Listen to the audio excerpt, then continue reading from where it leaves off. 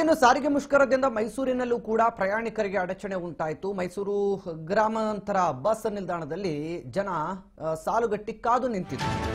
ಸಾರಿಗೆ ಬಸ್ಗಳಿಗಾಗಿ ಪ್ರಯಾಣಿಕರು ಕಾಯ್ತಾ ಇರುವುದನ್ನು ನೋಡ್ತಾ ಇದ್ರೆ ಎಷ್ಟರ ಮಟ್ಟಿಗೆ ಸಮಸ್ಯೆ ಆಯಿತು ಅಂತ ಗೊತ್ತಾಗುತ್ತೆ. ಮೈಸೂರಿನಲ್ಲಿ ಈಗ ಮತ್ತೆ ಪುನರಾರಂಭ ಆಗಿರುವಂತಹ ಬಸ್ಗಳ ಸಂಚಾರ ಯಥಾಸ್ಥಿತಿಗೆ ಬರ್ತಾ ಇದೆ.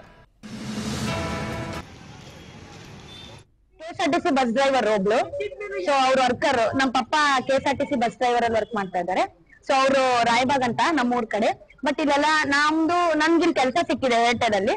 ಸೊ ನಾವಿಲ್ಲಿ ಬಂದಿದೀವಿ. ಬಟ್ ಇವತ್ತು ನಮ್ಗೆ ಇಲ್ಲಿ ಬಸ್ ಇಲ್ಲ. ಯಾಕಂದ್ರೆ ಈ ಗೌರ್ಮೆಂಟ್ ಸರ್ಕಾರ ಏನ್ ಮಾಡ್ತಾ ಇದೆ ಅಂತಂದ್ರೆ ರಿವೈಸ್ಡ್ ಇದು ಕೊಟ್ಟಿದ್ರು, ಅರಿಯರ್ಸ್ ಕೊಟ್ಟಿಲ್ಲ. ಅವ್ರು ಹೇಳಿದ್ದಾರೆ, ಇದು ಯಡಿಯೂರಪ್ಪನವ್ರು ಹೇಳಿದ್ದಾರೆ ಅವಾಗ 2023 ಅಲ್ಲೇ. ಬಟ್ ಅದು ಎಫೆಕ್ಟಿವ್ ಆಗಿ ಇಲ್ಲಿ ಸೆಲೆಕ್ಟ್ ಆಗಿಲ್ಲ. ಅವ್ರಿಗೆಲ್ಲ ಅನ್ಕ್ಲಿಯರ್ ಆಗಿದೆ. 38 ತಿಂಗಳದು ಅರಿಯರ್ಸ್ ಅವ್ರು ಕೊಟ್ಟಿಲ್ಲ. ಅವ್ರ ಅಪ್ಪನ್ ದುಡ್ಡು ಕೊಡ್ತಾ ಇಲ್ಲ. ಅವರು ಸರ್ಕಾರದ ದುಡ್ಡು ಸರ್ಕಾರದಿಂದ ಕೊಡ್ಬೇಕು ಅವರು. ಯಾಕಂದ್ರೆ ನಮ್ ಪಪ್ಪನು ಒಬ್ಬ ವರ್ಕರ್ ಇಲ್ಲಿ. ಇದು ಯಾವ ತರ ಗೌರ್ಮೆಂಟ್ ಅಂತ ಗೊತ್ತಾಗ್ತಾ ಇಲ್ಲ ನನ್ಗೆ. ಯಾಕಂದ್ರೆ ಈ ಗೌರ್ಮೆಂಟ್ ಅಲ್ಲಿ ಅವ್ರು ಬೆಚ್ಚಕ್ ದುಡ್ಡು ತಗೊಂಡ್ ಮನೇಲಿ ಕುತ್ಕೊಂಡಿದ್ದಾರೆ. ಬಟ್ ಮನೇಲಿರೋ ಹೆಂಡತಿ ಮಕ್ಕಳು ಅವ್ರ ಅಪ್ಪ ಅಮ್ಮನ್ನೆಲ್ಲ ಯಾರು ನೋಡ್ಕೊಂತಾರೆ? ಸೊ ಅವ್ರು ದುಡ್ಡಿರೋ ದುಡ್ಡಿಗೆನೆ ಅವ್ರು ಕೊಡ್ತಾ ಇಲ್ಲ ಅಂತ ಅಂತಾರೆ. ಅಂದ್ರೆ ಸೊ ನಾವು we need to raise the voice here. So that's it. ಅಂದ್ರೆ ನಾವು ತಗೊಂಡ್ಬೇಕು, ಮಾಡ್ಬೇಕು. ಆ ಗೌರ್ಮೆಂಟ್ ಏನು ಹೇಳ್ತಾ ಇದೆಯಲ್ಲ, ಅವ್ರು ಎಲ್ಲಿ ಹೋಗ್ತಾ ಇದೆ ದುಡ್ಡು ಅದನ್ನ ತೋರಿಸ್ಬೇಕು. ಅವ್ರು ದುಡ್ಡಿರೋ ದುಡ್ಡು ಕೊಡ್ಲಿ ಸರ್ ವರ್ಕರ್ಸ್ಗೆ. ಅವ್ರಿಗೂ ಅಪ್ಪ ಅಮ್ಮ ಇದ್ದಾರೆ, ಅವ್ರಿಗೂ ಹೆಂಡತಿ ಮಕ್ಳು ಇದ್ದಾರೆ. ನಾನು ಒಬ್ಳು ಮಗಳೇ, ಅದು ಮಗಳಾಗಿ ಅವ್ರು ಎಷ್ಟು ಸುರಿಸ್ತಾರೆ ರಕ್ತ, ಮತ್ತೆ ಇದು ಬೆವರು ಸುರಿಸಿ ಮಾಡ್ತಾರೆ, ಓವರ್ ಡ್ಯೂಟಿ ಎಲ್ಲ ಮಾಡ್ತಾರೆ. ಇವಾಗ ಎಲ್ಲರೂ ಸ್ಟ್ರೈಕ್ ಮಾಡ್ತಾ ಇದ್ದಾರೆ ಅಂತಂದ್ರೆ ಬೆದರ್ಸೋದು, ನಿಮ್ಮನ್ನ ಸಸ್ಪೆಂಡ್ ಮಾಡ್ಬಿಡ್ತೀನಿ, ನಿಮಗೆ ಪ್ರಮೋಷನ್ ಕೊಟ್ಬಿಡ್ತೀನಿ, ಆ ಕಡೆ ಟ್ರಾನ್ಸ್ಫರ್ ಮಾಡ್ಬಿಡ್ತೀನಿ, ಈ ಕಡೆ ಟ್ರಾನ್ಸ್ಫರ್ ಮಾಡ್ಬಿಡ್ತೀನಿ ಅಂತ.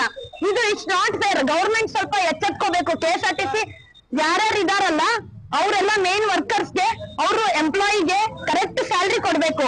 ಇಲ್ಲ ಅಂದ್ರೆ ನಮ್ ಜನತೆಗೆ ಎಷ್ಟು ಜನಕ್ಕೆ ಕಷ್ಟ ಆಗ್ತಾ ಇದೆ. ಎಲ್ಲಾರು 1 ಕೋಟಿ ಜನ ಎಲ್ಲಾರು ಬರ್ತಾ ಇದೆ. 1 ಕೋಟಿ ಜನ ಡೈಲಿ ಓಡಾಡ್ತಾ ಇದ್ದಾರೆ ಸರ್. ಇವತ್ತು ಬೆಳಗ್ಗೆಯಿಂದ ಎಲ್ಲರೂ ಶಿಫ್ಟ್ ಆಗಿದ್ದಾರೆ. ಆಟೋಗೆ, ಪ್ರೈವೇಟ್ ವೆಹಿಕಲ್ಸ್ಗೆ, ಕ್ಯಾಬ್ಗೆ ಬುಕ್ ಮಾಡಿದ್ದಾರೆ. ಇದು ಪ್ರೈಸ್ ಎಲ್ಲ ಸ್ಪೈಕ್ ಆಗ್ತಾ ಇದೆ. 100 ರೂಪಾಯಿ ಜಾಗದಲ್ಲಿ 250 ರೂಪಾಯಿ 200 ರೂಪಾಯಿ ಕೇಳ್ತಾ ಇದ್ದಾರೆ. ಸೊ ಇದೇನು ಯಾರ ಸರ್ಕಾರ ಇದು? ಬೆದರಿಸಬಾರ್ದು. ಫಸ್ಟ್ ವರ್ಕರ್ಸ್ಗೆ ಬೆದರಿಸಬಾರ್ದು. ಅವ್ರು ಸ್ಟ್ರೈಕ್ ಮಾಡ್ತಾ ಇದ್ದಾರೆ ಅಂತಂದ್ರೆ ಅವ್ರಿಗೆ ಬೆದರಿಸೋದ್ ಫಸ್ಟ್ ಬಿಡ್ಬೇಕು. ಸರ್, ನಾವು ಕೆಆರ್ಎಸ್ ರೋಡ್ ಇಂದ ಮಧ್ಯ ತಾಲೂಕು ಸೀತಾಪುರ ಅಂತ ನಮ್ಮ ಊರು, ಅಲ್ಲಿಂದ ಬಂದಿದೀವಿ. ನಾವು ಅಲ್ಲಿಂದ ಬರ್ಬೇಕಾದ್ರೆ ನಮ್ಗೆ ತುಂಬಾ ಪ್ರಾಬ್ಲಮ್ ಆಯ್ತು. ನಾವು ಆಟೋ ಅಲ್ಲಿ ಇಲ್ಲಿ 2-3 ಕಡೆ ಆಟೋ ಹತ್ಕೊಂಡ್ ಬಂದಿದೀವಿ. ನಾವು ಬಸ್ ಇಲ್ಲ. ಯಾಕೆಂದ್ರೆ ನಮ್ ತಂದೆಯವ್ರದ್ದು ಇವತ್ತು ಕಾರ್ಯ ಇದೆ ತಿಂಗಳದು. ನಾವ್ ಬರ್ಲೇಬೇಕು. ಬರ್ಲಿಲ್ಲ ಅಂದ್ರೆ ನಿಧಿಲ್ಲ. ನಾವು ಹೆಣ್ಮಕ್ಳು ನಾವೇ ಇರೋದು. ನಮ್ ತಂದೆಯವ್ರಿಗೆ ಗಂಡ್ಮಕ್ಳಿಲ್ಲ. ನಾವೇ ನಿಂತ್ಕೊಂಡು ಹೋಗ್ಕೊಂಡು ಮಾಡ್ಬೇಕು. ಆದ್ರೂ ಸಾರ್ವಜನಿಕರಿಗೆ ಈ ತರ ಫ್ರೀ ಬಸ್ ಅಂತ ಮಾಡ್ಬಿಟ್ಟು ಗೌರ್ಮೆಂಟ್ ಅವರು ತುಂಬಾ ಪ್ರಾಬ್ಲಮ್ ಆಗ್ತಾ ಇದೆ. ಇವ್ರವ್ರದ್ದು ಏನೇ ಇದೆಯೋ ಅದನ್ನ ಇವ್ರು ಬಗೆಹರಿಸ್ಕೋಬೇಕೆ ಹೊರತು ಸಾರ್ವಜನಿಕರಿಗೆಲ್ಲ ಓಡಾಡೋರ್ಗೆಲ್ಲ ತೊಂದರೆ ಕೊಡಬಾರ್ದು. ಕೆಲ್ಸಕ್ಕೆ ಹೋಗೋರ್ಗೆ, ಮತ್ತೆ ಹೊರಗಡೆ ಹೋಗೋರ್ಗೆ, ಮತ್ತೆ ಇನ್ನೊಂದು ಎಲ್ಲಾದ್ರೂ ಸಾವು ಹೋಗ್ತಾ ಇರ್ತಾರೆ, ಹೊರಗಡೆ ಎಲ್ಲಾದ್ರೂ ಹೋಗಿ ಸಿಗಾಕೊಂಡಿರ್ತಾರೆ. ಪ್ರತಿಯೊಬ್ಬರಿಗೂ ತೊಂದರೆ ಅಲ್ವಾ ಸರ್ ಇದು? ಇದನ್ನ ಸರ್ಕಾರ ಈ ತರ ತೊಂದರೆ ಕೊಡ್ತಾ ಇರೋದು ತಪ್ಪು ಸರ್. ಇದು ಏನೇ ಇದ್ರು ಅವ್ರವ್ರು ಇದ್ ಮಾಡ್ತಾರೆ.